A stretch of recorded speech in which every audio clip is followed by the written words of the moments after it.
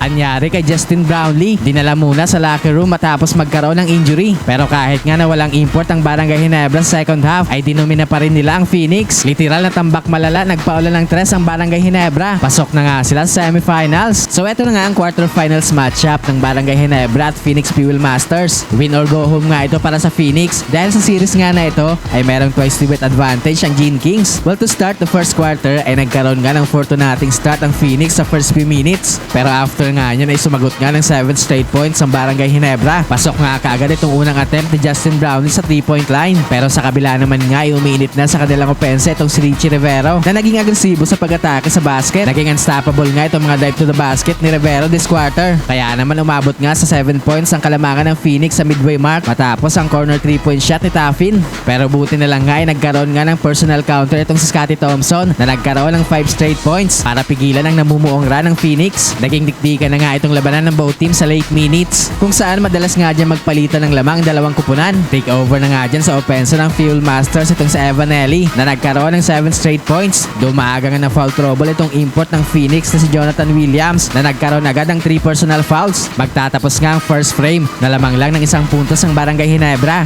30-29. Second quarter ay patuloy nga ang pagiging unstoppable sa opensa ni Justin Brownlee. Nakapag-generate nga ng run ng Gene King sa early minutes. Sa kanilang 9-0 run, napapa-2 small gesture na lang nga ito si Jeremiah Gray sa kanyang defender matapos ang kanyang naging basket sa low block. Dahil nga dyan ay umabot na nga sa double digit ang kalamangan ng Barangay Ginebra sa Phoenix. Umiinit na nga itong 3-point shooting ng Gene Kings entering the halfway mark. Nakaka-double digit points na din nga itong si Scottie matapos ang kanyang another 3-pointer. Binubuhay naman nga ni Jonathan Williams at Richie Rivero itong opensa ng Phoenix. Pero hindi nga sila makapag-generate ng comeback run dahil lagi nga may counter ang Gene Kings sa kanilang mga baskets. Umabot na nga 17 points ang kalamangan ng Ginebra sa 3-minute mark matapos ang corner 3-point shot ni Stephen Holt. Tumuloy-tuloy nga ang mainit na opensa ng Ginebra sa late minutes hanggang sa umabot na nga sa 20 points ang kanilang kalamangan sa Phoenix going to the halftime break, 64-44. Third quarter ay na-maintain nga ng Barangay Ginebra ang kanilang malaking kalamangan sa Phoenix. Unstoppable pa rin nga sa opensa ito si Justin Brownlee na nakaka 24 points na so far this game. Pero tough break nga para sa Barangay Ginebra dahil with under 8 minutes ay dinala nga muna sa locker room ito si Justin Brownlee. Paika-ika nga itong si JB habang palabas ng court at ayon nga sa naging report ay mayroon daw siyang nararamdamang sakit sa kanyang hamstring. Pero despite nga sa all-Filipino lineup ng Barangay Ginebra ay hindi nga yan nakapitalize ng Phoenix. Mas lumobo pa nga lalo itong kalamangan ng Gene Kings kung saan take over na nga sa kanilang opensa itong si RJ Abarrientos. Umabot na nga sa mahigit 30 points itong kalamangan ng Ginebra matapos ang napakalayong 4-point shot ni RJ. Literal na tambak malala na nga ang Phoenix after ng third frame, 90-54. Fourth quarter ay na-maintain nga ng Barangay Ginebra ang kanilang malaking kalamangan sa Phoenix Fuel Masters. Tila final score na lang ang hinihintay sa game na ito dahil sa sobrang laki na nga ng kalamangan ng Gene Kings. Hindi na nga nagkaroon pa ng big comeback ang Phoenix para makabalik sila sa game na ito. Kaya naman sa huli nga ay panalo ang Ginebra kung saan pasok na nga sila sa semifinals.